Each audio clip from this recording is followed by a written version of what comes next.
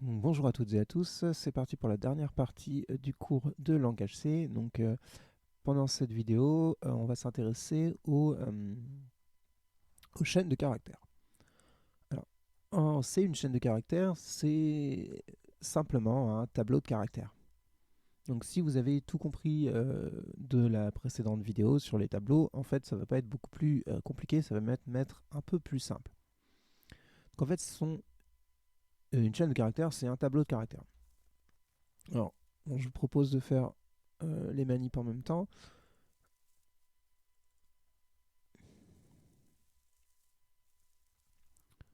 Donc là, on peut effacer ce qu'on avait fait la dernière fois. On s'en fiche pour l'instant. Donc là, je reprends un code propre. On n'a pas besoin de ça non plus. Voilà. Donc au final, déclarer une chaîne de caractères,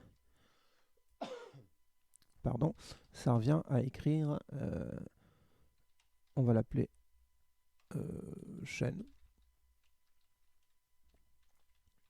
et je lui donne une taille max. Donc je vous rappelle, hein, ça c'est la syntaxe d'un tableau. Donc ça c'est le nombre d'éléments, le type d'éléments que je veux mettre dans mon tableau. Donc ça c'est un tableau de caractères, une chaîne de caractères. Ça c'est le nom de mon tableau, il s'appelle chaîne. Et ça c'est la capacité de mon tableau. Donc au plus, je vais mettre 5 caractères dans mon tableau chaîne. Alors, c'est un tableau classique, un tableau de caractères, mais il a une particularité. Sinon, ça sert à rien de faire une portion de cours directement sur les chaînes de caractères. Si c'était exactement la même chose, euh, vous auriez juste à regarder la précédente vidéo. Mais là, en fait, une chaîne de caractères, c'est un tableau de caractères qui se termine à la fin par un anti-slash 0. Donc là, bon, bah, la coupure, elle est malheureuse là sur le PDF. En fait, c'est anti-slash 0. C'est-à-dire que le dernier élément de mon tableau, ça doit être anti-slash 0. Donc là où il faut bien faire attention, c'est quand vous déclarez une chaîne de caractères avec une capacité. Il faut bien vous dire que le dernier caractère, il est réservé pour le caractère fin de chaîne, l'anti-slash 0. Donc finalement, là, dans ma chaîne, avec nmax qui vaut 5, je peux mettre 4 caractères, plus le caractère fin de chaîne pour faire le dernier. Je vous propose de l'initialiser à la main. Donc si je mets chaîne de 0 est égal à, on va dire t, e, s, t, pour chaîne de 1, chaîne de 2, chaîne de 3. Et du coup, le dernier élément, il faut forcément que ce soit anti-slash 0.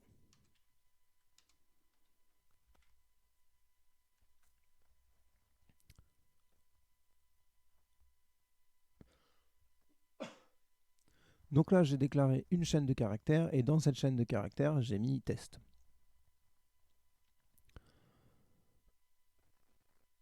Donc ensuite, sur le PDF, je vous explique comment récupérer une chaîne de caractères depuis le clavier, mais là, ce qu'on va faire, on va l'afficher. Alors, pour afficher la chaîne de caractères, ce qu'on pourrait faire, c'est une boucle. Alors, donc là, on pourrait faire deux boucles. Donc si je dois faire une boucle, je vais afficher chacun des caractères. Ok, très bien. Je peux le faire comme si c'était un tableau. Donc, si jamais c'était un tableau classique, il faudrait que je fasse ici un unsigned int nb élément.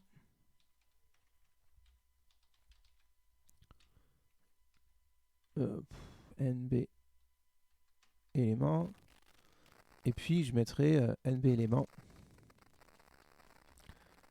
Donc là, c'est pas ce qu'il faut faire, je vous le donne à titre indicatif. nb élément égale 5.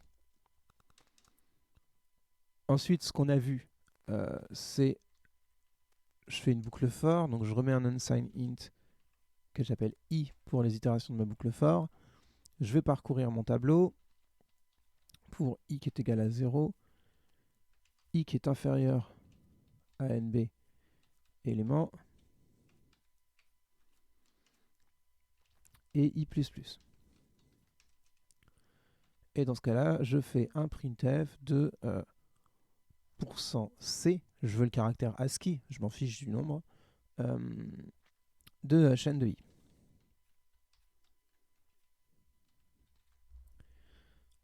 Ok, si j'exécute ce truc-là, j'ai bien ma chaîne de caractères qui est test. Ici. Très bien. Alors, donc ça c'est une façon de faire. C'est une façon de faire qui fonctionne, on l'a vu, mais qui n'est pas du tout intéressante quand on traite des chaînes de caractères. Donc ça, quand vous faites des tableaux d'entiers, des tableaux de flottants, vous pouvez faire un truc comme ça. Quand vous faites des chaînes de caractères, vous n'avez pas besoin de faire ça. Pourquoi on n'a pas besoin de faire ça? En fait, tout simplement parce que dans ma chaîne de caractères, quand je la parcours, je sais que je suis arrivé à la fin.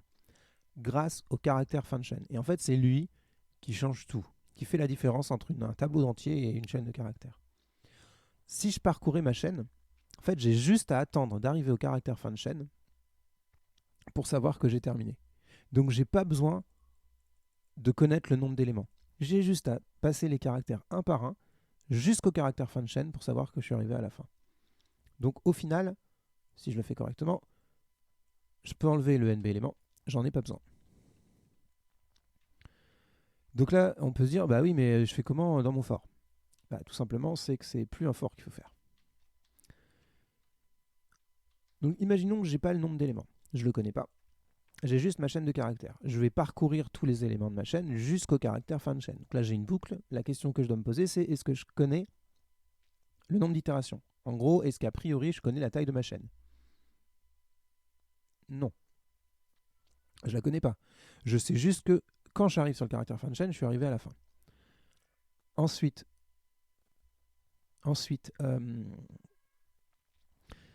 donc il faut que je parcours. Est-ce que je sais, est-ce que ma chaîne, je suis sûr qu'elle a au moins un caractère?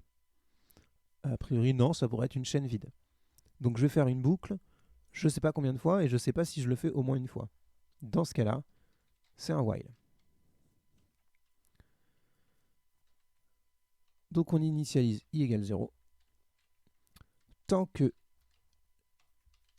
chaîne de i est différent du caractère fin de chaîne,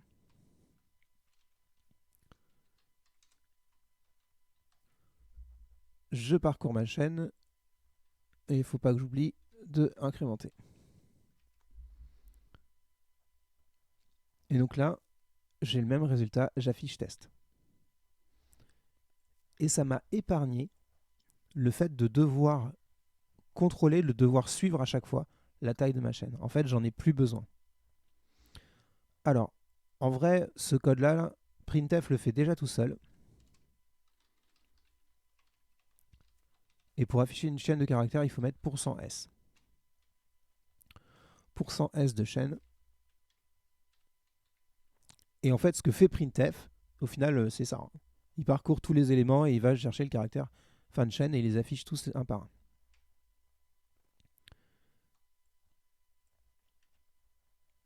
Donc, si je regarde le résultat, j'obtiens exactement la même chose. Donc, quand vous voulez afficher une chaîne de caractères, vous utilisez le %s sous printf. Alors, faites bien attention, hein. Le %s ici, c'est bien ce qu'il veut, c'est l'adresse d'un char. Donc je vous ai dit, chaîne c'est un tableau, le nom du tableau c'est l'adresse du premier élément. Donc en fait c'est comme si vous m'aviez fait ça.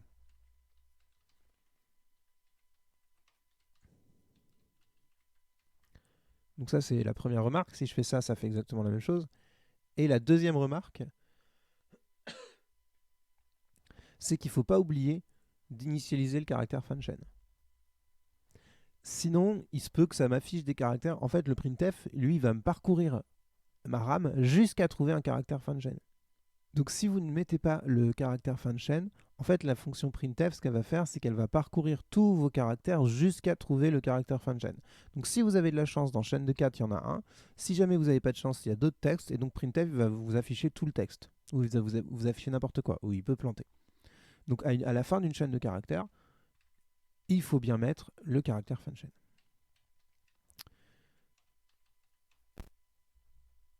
Ok.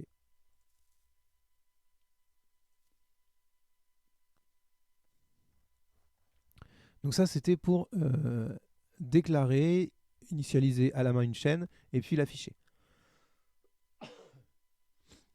Pour récupérer une chaîne depuis le clavier. Donc ce qu'il ne faut pas faire, c'est scanf. Donc ce qu'on aurait envie de faire, c'est dire ok, j'initialise pas ma chaîne comme ça, je vais faire un scanf de %s et puis je vais mettre chaîne. Sous-entendu l'adresse de chaîne de 0. Donc ici c'est bien une adresse, hein. C'est l'adresse du premier caractère. Et puis je l'affiche. Ok. Donc si je fais une chaîne, je fais test, ça m'affiche test. Tout va bien. Si j'écris maintenant Hello World, et il m'affiche Hello.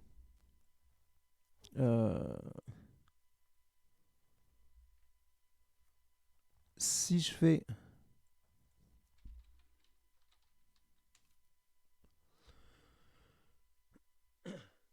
donc en fait le scanf là il m'a, on peut voir deux erreurs. Alors je vous refais les manips. On peut voir deux soucis au scanf. Si je fais A espace B, donc ma chaîne c'est censé être A espace B. Donc déjà ce que fait scanf, il m'a pris que A.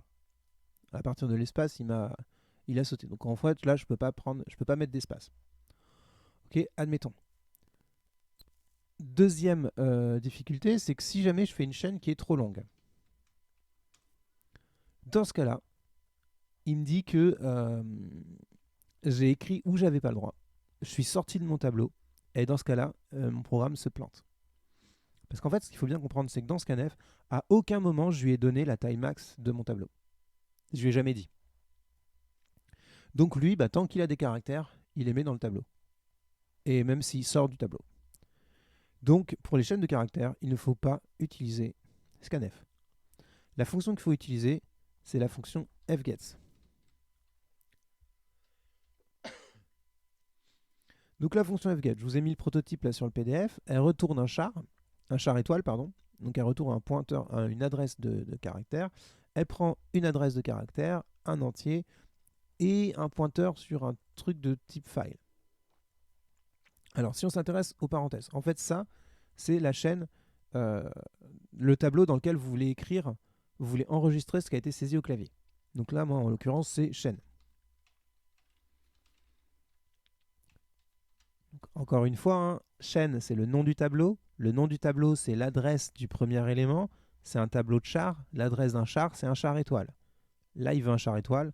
Là, je mets un char étoile. Tout va bien. Le deuxième, il veut n. C'est la capacité du tableau, la taille max du tableau. Caractère fin de chaîne compris. Donc en gros, c'est ce qu'il ne doit pas dépasser. Et ensuite, il faut lui dire où récupérer ce truc-là. Donc ça, nous, on va le récupérer sur le clavier. Le clavier, c'est stdin. Pour standard in. Donc ça me permet de récupérer ce que je rentre au clavier et de le mettre dans chaîne. Donc, si je fais un test, ça m'a récupéré test. Alors, on va changer l'affichage là. On va mettre ma chaîne. 2 points. Et donc là, le truc, si je fais hello world comme ce que j'ai fait tout à l'heure, et en fait, ma chaîne, il s'est arrêté à L. Il a mis le caractère fin de chaîne pour le 5e élément. Et puis, ça n'a pas planté.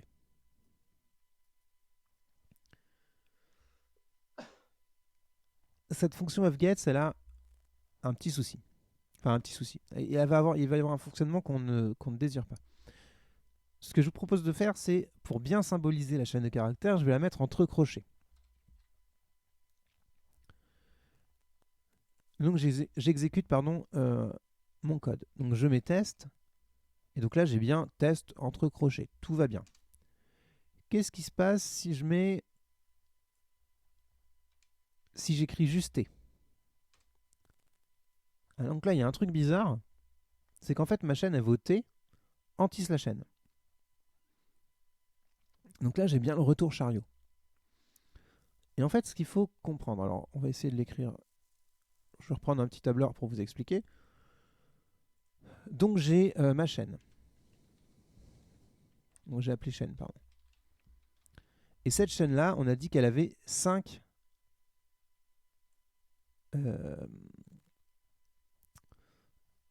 cases. Elle avait une capacité de 5 caractères. Donc 1, 2, 3, 4, 5. OK. Ensuite, ce que je fais, c'est que je saisis test. Donc je saisis T, E, S, T, et j'appuie sur l'anti/n. Le fgets, lui, il se dit ah mais non, j'ai le droit de mettre que 5 caractères. Donc le dernier caractère, au pire, faut que ce soit l'anti/0. Donc moi, l'anti/n que j'ai tapé, il n'est pas lu, il est toujours dans le buffer du clavier. Et la fonction fgets, elle met à la fin anti/0. Par contre, si je fais une deuxième saisie, donc là, on va dire que ça, c'est la saisie du clavier. Donc j'ai fait T, E, S, T, anti/n. Donc tout ce qui est en gris, c'est vidé du buffer. Alors je vais les mettre en gris pour dire ça, c'est vidé du buffer. Par contre, dans mon buffer clavier, qui s'appelle stdin, soyons plus rigoureux, j'ai toujours l'anti/n. Ensuite, imaginons que la deuxième saisie que je fais, donc c'est que je mets T anti/n. Dans ce cas-là, je récupère T anti/n. Il n'y a plus rien dans le buffer. Le fgets il met anti/0. Et après, ben, peu importe ce que j'ai, on s'en fiche. Et donc ça, c'est lu. Donc ma chaîne, quand je mets T anti/n, au final, ce qu'elle a, c'est T anti/n et puis le caractère fin de chaîne. Et donc quand j'affiche bien le T et le retour chariot. Le T qui est là et le retour chariot qu'on voit pas, mais du coup on le voit dans le sens où j'ai le crochet fermant qui est juste la ligne en dessous. Donc c'est pas faux, enfin fgets ne fait pas d'erreur, en fait c'est bien des caractères que je rentre au clavier, mais c'est juste un caractère dont je ne veux pas. Donc l'idée ce serait de vider, d'enlever ce caractère fin de chaîne si jamais il est présent. Pour ça, je vous demande de faire une nouvelle fonction qu'on va appeler myGets et qui a pour objectif de supprimer cet anti/n s'il est présent dans la chaîne. Donc myGets va retourner, on va dire, la taille de la chaîne. Ça peut être une information qui est intéressante. La taille de la chaîne, c'est un entier positif. Je ne vais pas avoir de taille négative. Donc, unsigned int. Ensuite, ce que ça a besoin comme paramètre dans la fonction, comme argument, bah, j'ai besoin de ma chaîne. Et ma chaîne, je vais la modifier.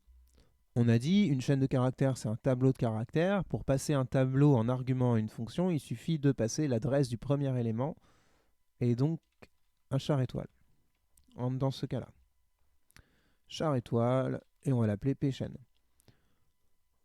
Ensuite, donc je vais appeler la fonction myGets, fgets, pardon, à l'intérieur de myGets. Donc j'ai besoin de la chaîne, donc ça c'est bon. Et j'ai besoin de nmax. Nmax, c'est la taille maximale de mon tableau. C'est un unsigned int. Donc faites très attention, une erreur assez courante ici, c'est de dire « Ah, bah, je vais le mettre en majuscule aussi ». Si vous faites ça, s'il ne faut pas faire, en fait, vous êtes en train de mettre ici la constante qui est donnée là. Donc, ce qui fait qu'à la compilation, c'est comme si vous aviez écrit ça. Et donc ça, le compilateur, il ne va pas aimer et il va planter. Donc, vous n'écrivez pas ça. À l'intérieur, là, les variables, il faut les mettre en minuscules. Si vous avez des variables en majuscules, c'est que vous avez fait des erreurs. Ou vous n'avez pas respecté mes consignes qui sont ne mettre que les constantes en lettres capitales comme ça. Bref, donc là, on a le prototype de la fonction. On va pouvoir faire l'appel de la fonction. Donc la première chose à faire, c'est récupérer la chaîne de caractères à l'aide de fgets.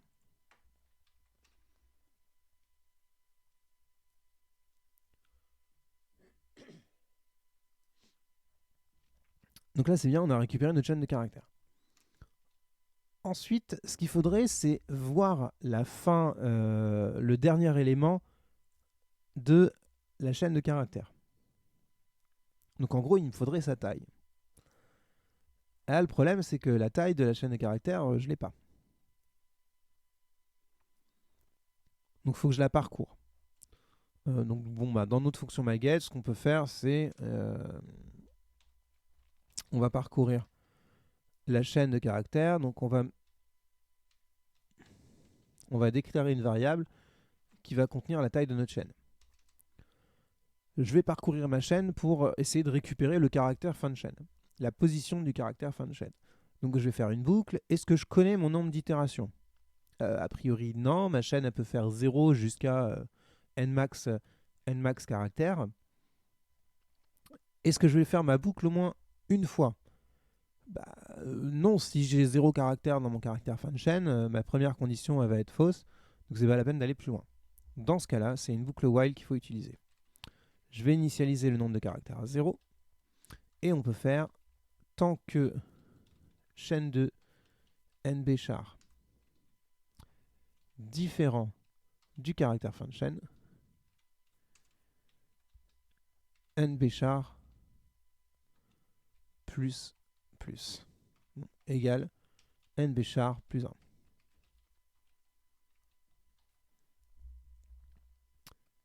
Et donc à la fin, je vais me retrouver avec nbchar qui est égal au caractère fin de chaîne.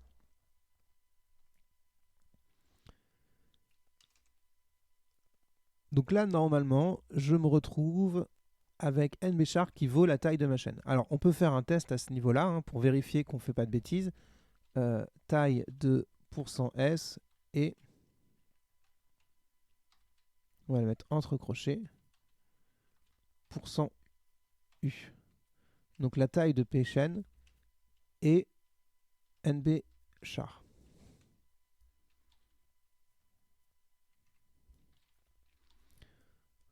Et puis je vais appeler mygets ici. Donc ça, on s'en fiche pour l'instant. On va appeler mygets.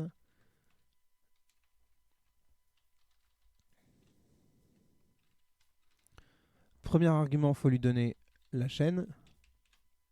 Ensuite, il faut lui donner la taille max. Moi, c'est nmax. C'est parti. Alors, qu'est-ce que j'ai oublié? Là, c'est nmax. Et puis là, il s'appelle pchain.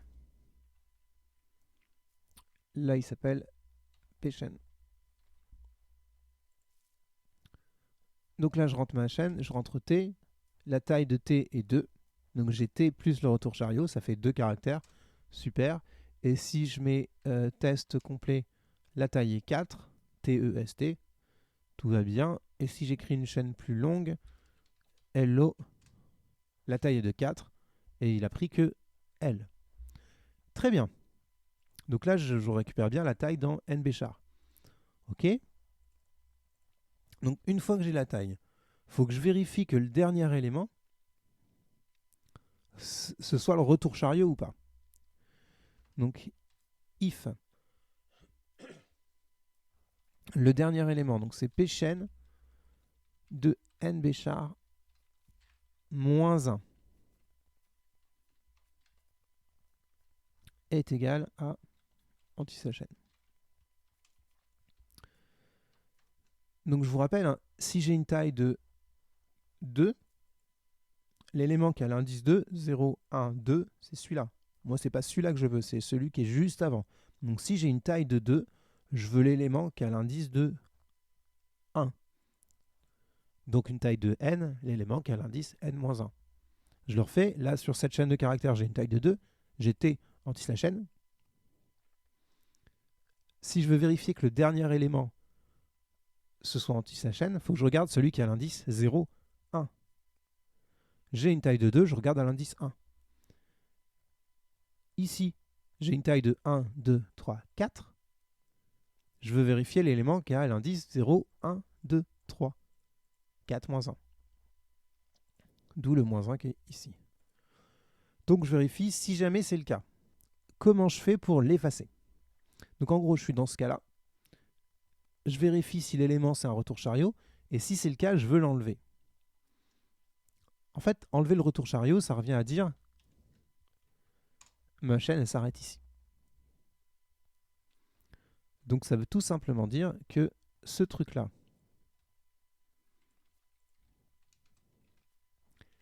est égal au caractère fin de chaîne. Et comme je vais retourner le nombre de caractères, faut pas que j'oublie de le décrémenter. J'ai retiré un caractère.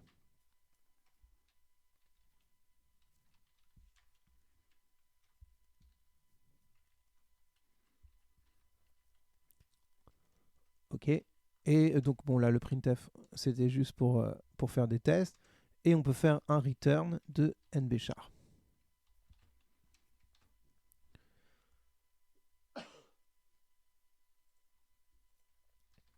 Donc là j'ai ma fonction mygets qui est plutôt pas mal.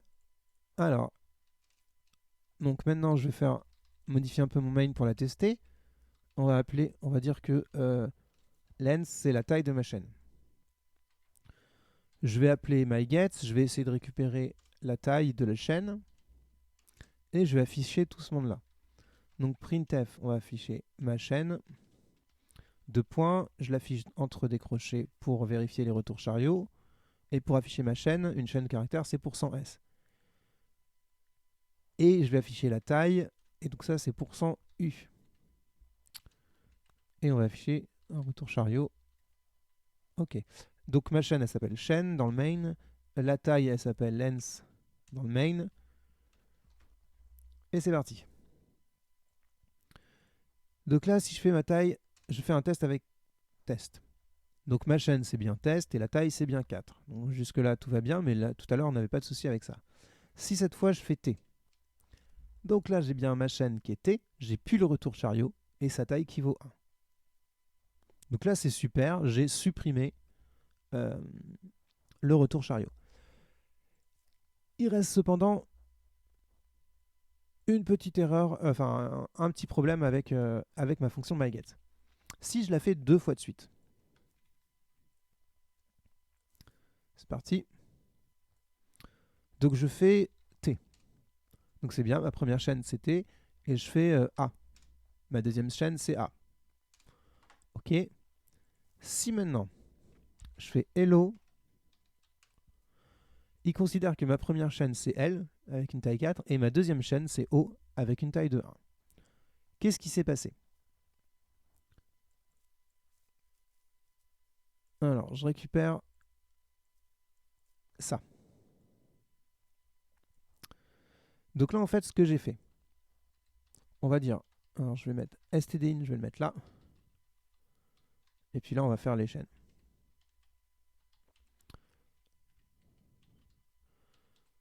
Alors, dans stdin, j'ai tapé hello. H-E-L-L-O et anti-slash n. Faut pas que j'oublie. Ensuite, j'ai récupéré, donc ça c'est ce que j'ai tapé à ce niveau-là, aux fonctions du premier myget. Ensuite, je récupère dans chaîne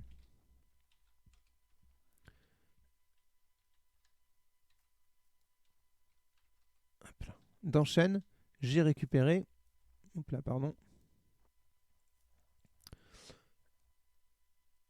les éléments de mon buffer clavier. Donc je dis dans mon fget, donc en fait c'est dans celui-là, que je récupère dans pchain et je récupère nmax caractère. Nmax qui vaut 5, donc j'en récupère au maximum 4 et je mets le retour chariot.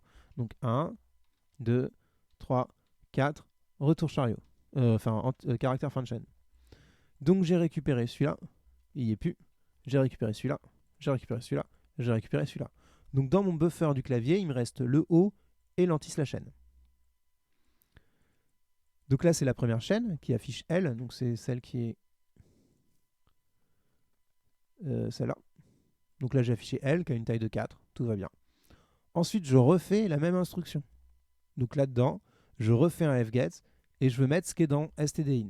Et bien en fait, dans stdin, il me reste 0, retour chariot, et il met le caractère fin de chaîne. Et donc là, mon buffer clavier, maintenant, il est vide. Et donc le 0 anti/n, moi après je vire le anti/n en mettant un anti/0. Donc ça c'est ce qui est fait avec ici le if. Et donc je me retrouve avec la chaîne O. Donc j'ai un buffer vide et j'ai une nouvelle chaîne O. C'est pas ce, c'est ici. J'ai une nouvelle chaîne O. Donc si je faisais allez, un dernier essai, je le fais 3 fois. Je refais la même chose. Donc je mets hello. J'ai ma première chaîne qui vaut L sur donc les 4 premières lettres. Ensuite je récupère le O. Et puis après, mon buffer il est vide. Donc là il me redemande une chaîne. Si je mets new, et il dit ma chaîne égale, enfin ma chaîne vaut new. Puisque à partir de là, mon buffer clavier il est vide. C'est ce qui est noté ici. Là j'ai plus rien.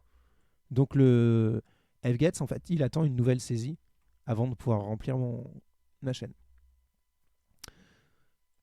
Donc finalement pour éviter ce souci là, ce qu'il faudrait c'est que si jamais mon buffer n'est pas vide, il faut que je le vide. Pour vider le buffer, on a dit qu'on mettait la fonction, on avait une fonction qui s'appelait myFlush. myFlush.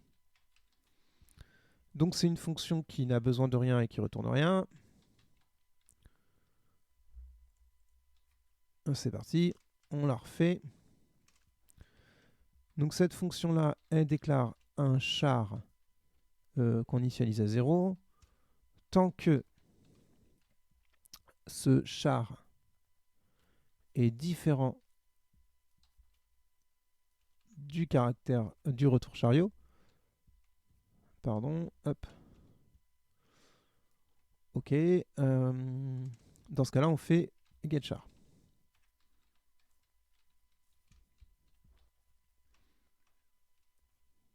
Ok. Mais ce flush, faut pas que je le fasse n'importe quand, parce que si je le fais quand mon buffer est déjà vide, en fait là, le getChar il va être bloquant et il va attendre que j'appuie sur entrée. Donc il faut que je le fasse que si j'ai pas récupéré le caractère fin de chaîne. Donc si je regarde dans mon myGets, à quel moment je n'ai pas récupéré le caractère fin de chaîne. Donc en fait, là je récupère ce qui est dans le buffer du clavier, je regarde la taille et là je teste si le dernier élément c'est le retour chariot, pas le caractère fin de chaîne, pardon, le retour chariot. Donc si le dernier élément c'est le retour chariot, je l'enlève. Sinon,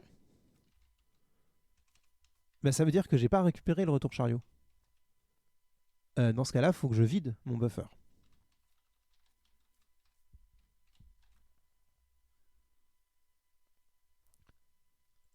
Ok. Donc là, on peut refaire le test. Je fais hello. Et donc, j'ai bien ma première chaîne qui vaut L. Sa taille est 4.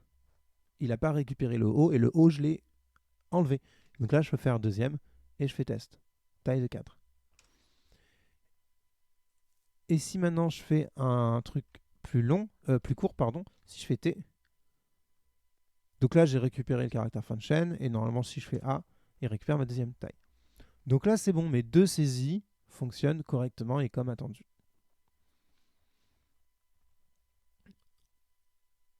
Le dernier peut-être petit point là sur cet exercice-là, c'est que la partie de code qui me permet de calculer la taille d'une chaîne de caractères, il se peut que vous en ayez besoin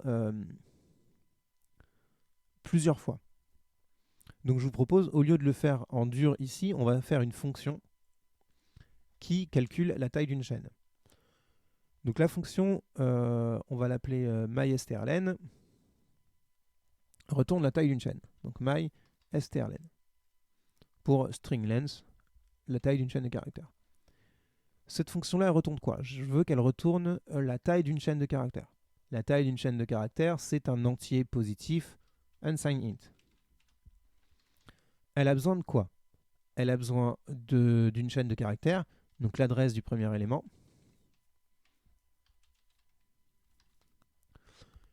Est-ce que j'ai besoin de la capacité maximale de la chaîne? A priori non, hein, je vais juste parcourir ma chaîne jusqu'à trouver le caractère fin de chaîne.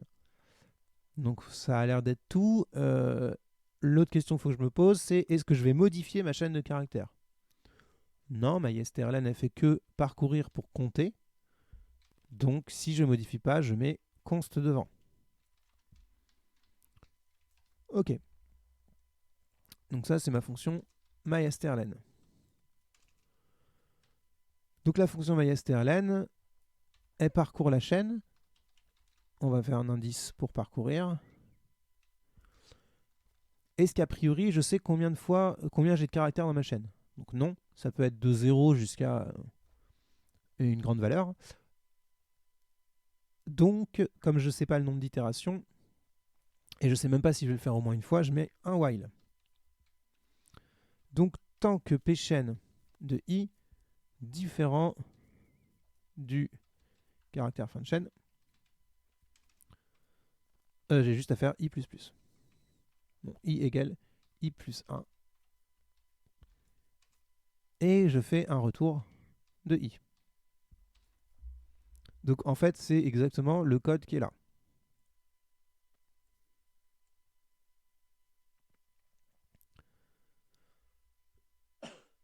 Donc maintenant que j'ai cette fonction mystrlen, c'est elle qu'il faudrait que j'utilise plutôt.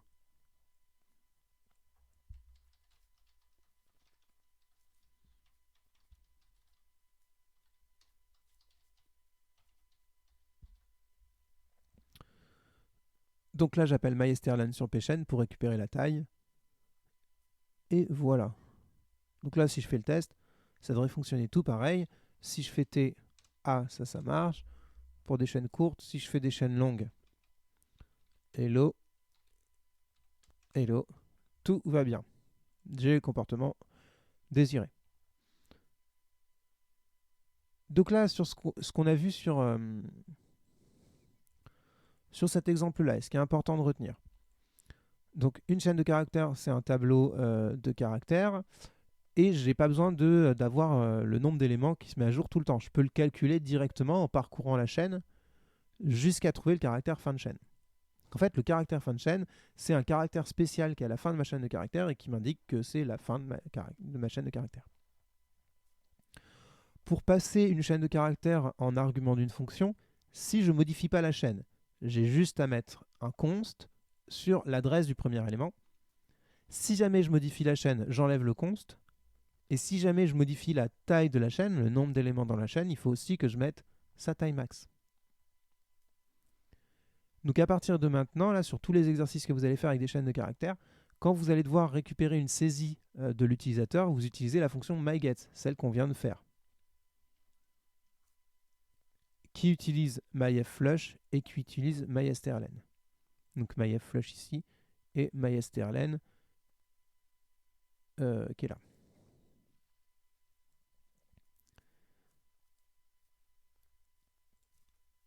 Ok, donc ça, j'espère que c'est bon pour vous. Donc là, faut pas utiliser scanf, on utilise fgets et en fait maintenant on utilise même mygets. Donc ça, on l'a déjà vu. Une fonction qui retourne la taille de la chaîne, donc c'est mystrlen. On vient de le faire. Une fonction qui affiche la taille d'une chaîne, tester cette fonction en affichant la taille d'une chaîne saisie par l'utilisateur, on l'a déjà fait. Le problème, donc ça c'est si j'utilise fgets directement, c'est que j'ai le retour chariot. Donc là c'est le même problème. Donc on vous demande de faire la fonction mygets qu'on a faite. Exercice. Alors maintenant, je vous demande, c'est un exercice que je vous demande de faire, donc on ne va pas le corriger ensemble, on corrigera plus tard. Vous demandez à l'utilisateur de rentrer un mot. Vous vérifiez que la saisie de l'utilisateur n'est composée que de lettres. Et si la saisie n'est pas bonne, vous redemandez. Et vous le faites tant que la saisie n'est pas bonne. Une fois qu'il a fait une saisie correcte, vous mélangez les lettres du mot. Et vous demandez à l'utilisateur de retrouver le mot mélangé. Donc faire une nouvelle saisie. Et vous lui demandez tant qu'il n'a pas retrouvé le mot. Et vous pouvez même compter le nombre d'essais. Donc ça, c'est bien le problème que vous allez avoir. Donc je vous fais pas tout le code. Si je vous fais par exemple une première version toute bête. Donc on demande à l'utilisateur de saisir un mot. Et je récupère le mot dans ma chaîne. Donc là, je vais appeler ma chaîne mot initial. Hop. Donc ça, on va l'appeler len de mot initial.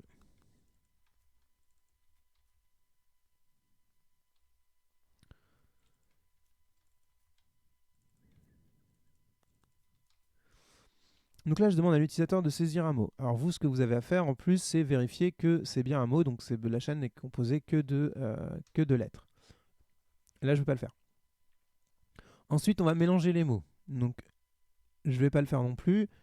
Donc là, il faut dire qu'il faut mélanger les mots. Moi, ce que je vais faire, c'est juste, je vais modifier la chaîne en mettant que des étoiles.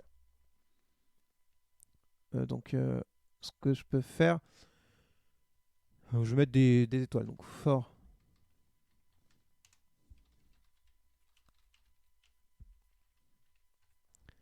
i est égal à 0, i inférieur à len de mot init, i++, je fais en sorte que mon mot, qui s'appelle mot init, de i, est égal à étoile.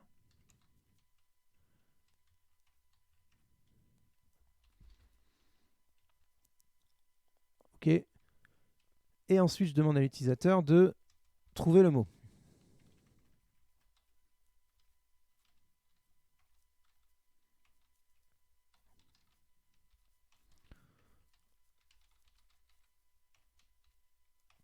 Trouve le mot, et puis j'affiche le mot caché en quelque sorte.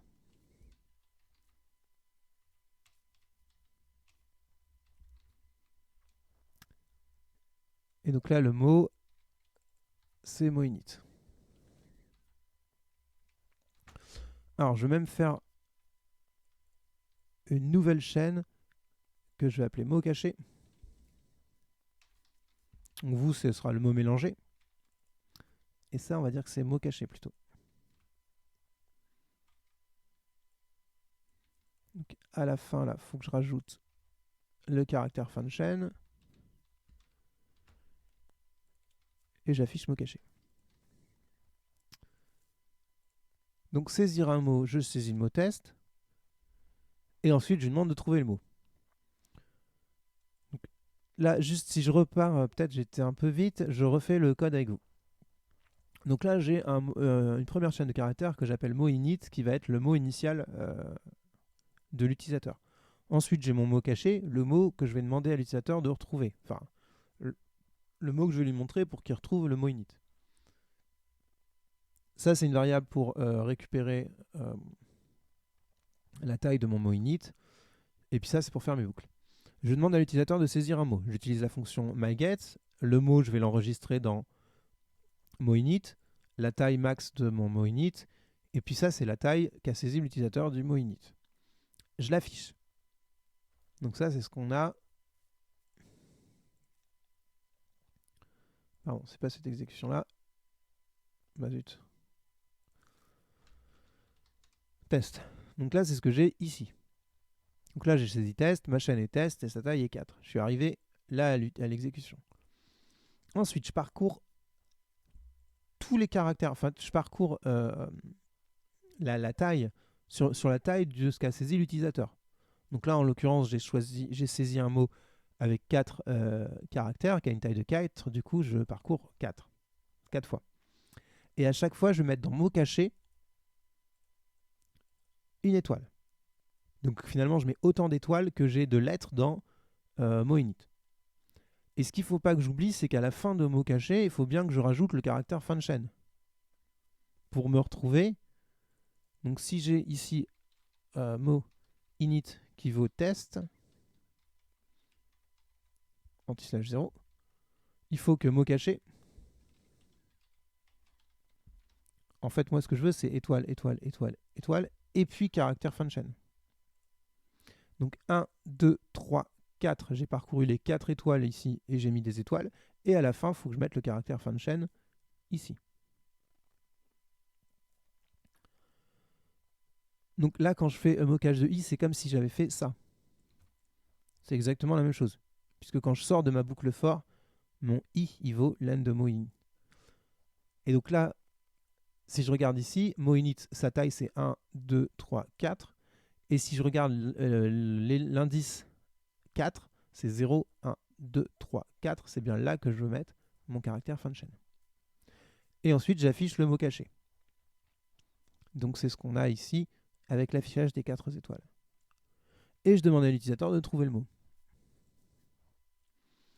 Ok, donc là vous avez un début. Vous, ce que vous devez faire, hein, c'est au lieu d'afficher des étoiles, vous devez afficher le mot qui est au-dessus à mélanger. Pour mélanger, vous pouvez utiliser la fonction rand dont on a déjà discuté dans une précédente vidéo. Mais là, ce que vous pouvez vous dire, c'est « Ah bah oui, mais c'est bien gentil, moi le mot c'est facile, il est marqué au-dessus. Donc je ne vais jamais avoir de difficulté à le trouver. » Et donc c'est pour ça que des fois, il peut être intéressant d'effacer l'écran. Alors pour effacer l'écran, il y a plusieurs façons de faire. Sous Windows, vous pouvez faire System CLS. Sous Linux, il faut faire System Clear. Et sous Linux, ça fonctionne. Et sous Online GDB, pour ceux qui utilisent Online GDB, il faut faire le printf d'un caractère spécial qui permet d'effacer, enfin d'une chaîne spéciale qui permet d'effacer le clavier.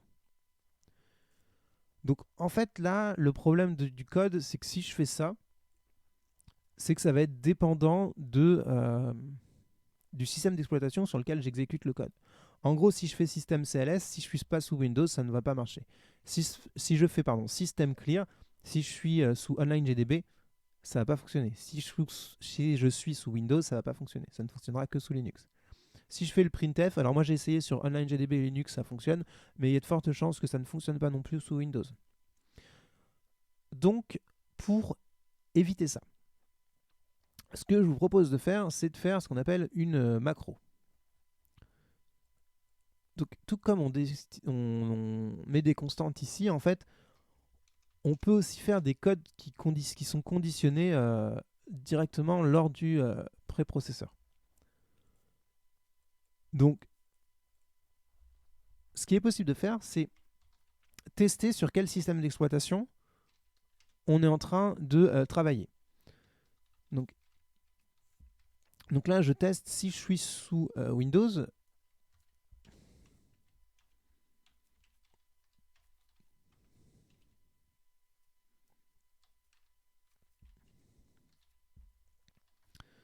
Donc si je suis sur un Windows 32 bits ou un Windows 64 bits, donc là c'est si je suis sous Windows,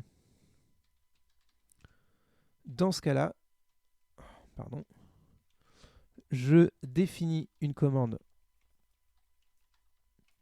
-define que j'appelle CLS pour clear screen en majuscule et qui va valoir système et la chaîne de caractères CLS. Point virgule. Sinon, c'est que vous êtes sous un Unix, par exemple sous Mac, ou vous êtes sous Linux, sous Online GDB. Dans ce cas-là,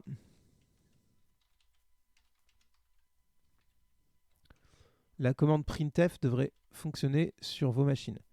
Donc, on fait un define de CLS, et cette fois, la commande CLS, au lieu de valoir système CLS, on va dire qu'elle vaut le printf qui est indiqué là.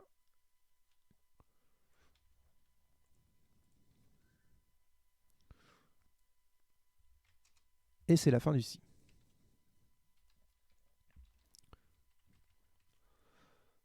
Et donc là, en fait, ce que ça va me permettre de faire sur ce code-là, c'est que pour effacer mon écran, en fait, j'aurais juste besoin d'écrire CLS. Alors,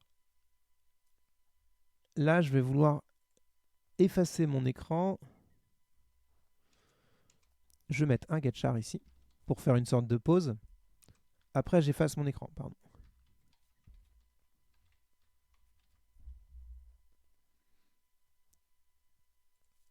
Et c'est parti. Donc, je saisis un mot, je mets test.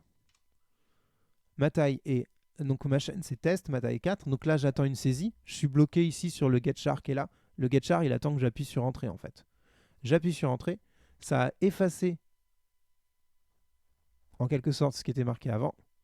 et je demande de trouver le mot avec l'étoile. Alors en vrai, là sur mon terminal, ça l'a pas vraiment effacé, ça l'a juste mis au-dessus. Mais au final, ce qu'on trouve, c'est ça.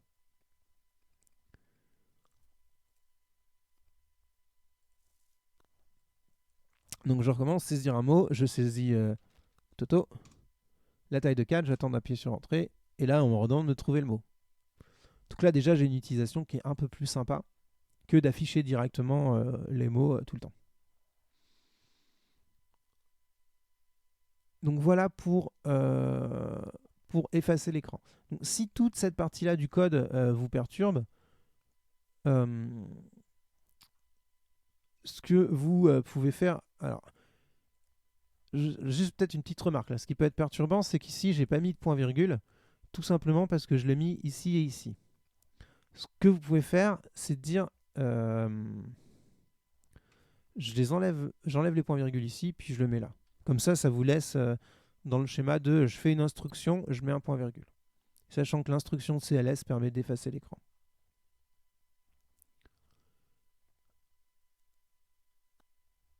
Voilà pour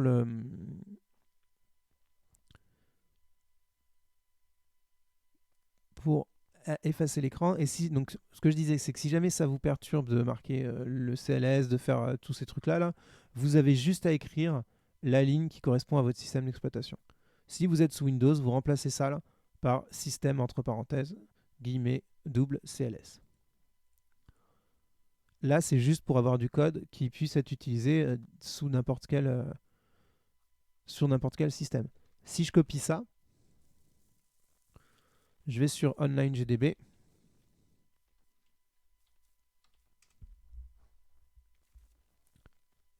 Il est là. Je le colle. Donc là, j'ai recollé mon code. Si jamais je l'exécute, pardon, j'ai pas mis le compilateur. Donc là, il attend que je tape du texte, pardon. Il me demande de saisir un mot, je tape test. Il me dit que la chaîne c'est de 4. J'appuie sur entrée, ça a effacé, et ça me demande de trouver le mot.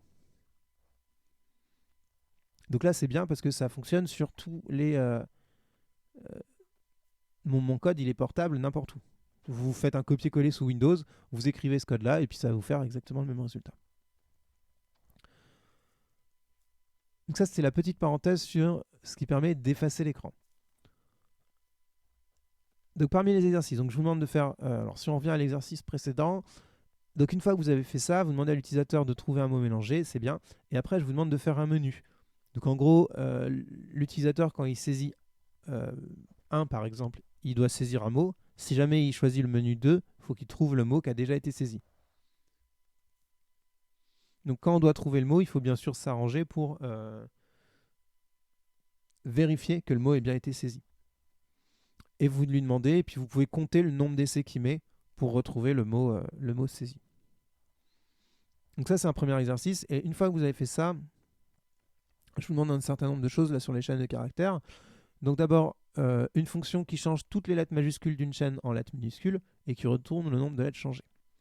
Une fonction qui compte le nombre de parenthèses ouvrantes et fermantes. Elle retourne 0 s'il y a autant de parenthèses ouvrantes que de parenthèses fermantes.